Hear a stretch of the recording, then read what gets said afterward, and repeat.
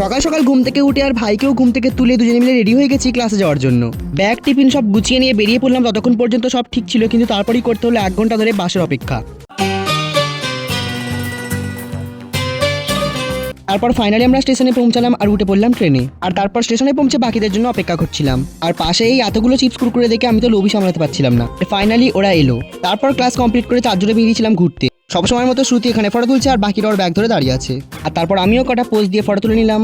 দেন আমরা ওখান থেকে চলে গেলাম একেবারে গঙ্গা ঘাটে। আর গিয়ে বুঝলাম এই জায়গাটা মোটেও আমাদের জন্য নয়। তারপর একটা টোটো আসতেই শ্রুতি উঠে চলে গেল বাড়ি। আর ও চলে যাওয়ার পর আমরা একটু বেশি খুশি হচ্ছিলাম। সেই সময় এই ফরেনার গুলোকে দেখে সাহিল বি লাইক, कितनी औसम है यार। তারপরে শ্রুতির কল এলো যে ও পার্স পাচ্ছে না, তাই টোটোওয়ালা ওকে মাঝ রাস্তা দিয়ে নামিয়ে দিয়েছে। তাই আমরাও চলে গেলাম ওর কাছে।